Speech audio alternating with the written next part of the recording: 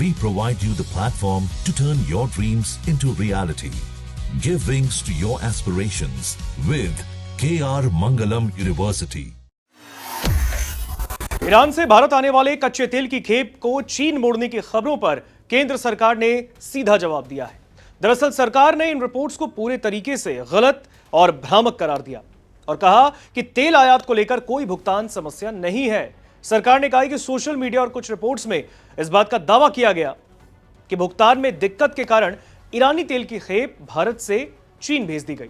Petroleum और प्राकृतिक gas मंत्रालय ने इसे खारिज करते हुए कहा कि यह जानकारी कतई सही नहीं है, बिल्कुल गलत है। और ऐसे में मंत्रालय ने बताया कि भारत 40 से ज्यादा देशों से कच्चा तेल यानी कि क्रूड ऑयल आयात करता है और तेल कंपनियों को अपनी जरूरत के मुताबिक सप्लायर चुनने की पूरी छूट होती है। इस रिपोर्ट्स में यह भी कहा गया कि पिंग शुन नाम का जहाज गुजरात के वडनार की ओर आ रहा था, लेकिन बाद में उसने अपना जो डायरेक्शन है वो बदलकर चीन के डोंगयिंग की तरफ कर लिया।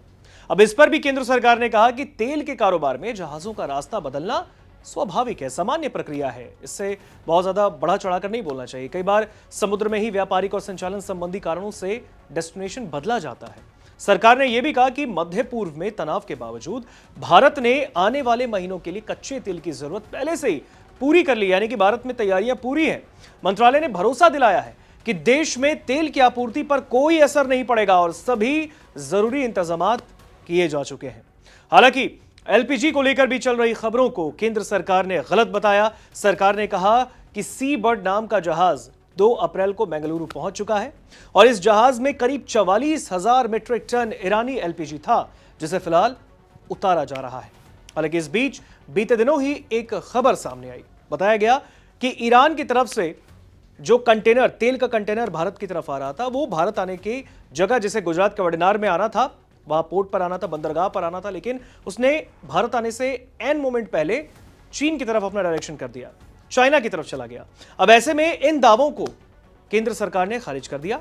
खुद गैस मंत्रालय ने साफ तौर पर कहा है, पेट्रोलियम और गैस मंत्रालय ने कहा कि ये गलत है, ये जो खबर फैलाई गई है, ये खबर में इसमें कोई दम नहीं है, ये सामान्य प्रक्रिया होती है। कई बार गंतव्य जो है वो जरूरतों के हिसाब से बदला जाता है, लेकिन ऐसा कुछ भी नहीं है। चीन की तरफ ऐसा कुछ भी सामने नहीं आया कि जो भारत आता हुआ जो क्रूड ऑयल का जो तेल आ रहा था, जो आयात हो रहा था, जो टैंकर आ रहा था, वो चीन चला गया भारत आने की जगह। हालांकि अब ऐसे में भारत सरकार की तरफ से स्पष्टीकरण दे दिया गया है, जवाब दे दिया गया है कि जो ईरानी तेल इंडिया आ रहा था वो चीन नहीं, भारत ही आया।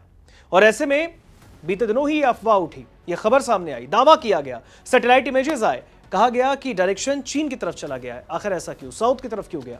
लेकिन अब जब यह खबर फैली तो फिर केंद्र सरकार ने भी इस पर सीधा जवाब दिया, स्पष्ट अपना जवाब दे दिया, स्पष्टीकरण देते हुए कहा कि ऐसा कुछ भी नहीं है, खबर गलत है, भ्रामक है और भारत ने इस वैश्विक आपदा से निपटने की पूरी तैयारी कर ली और आगे भी तैयारियां की जा रही है। ऐसे में पैनिक होने की कोई जरूरत नहीं।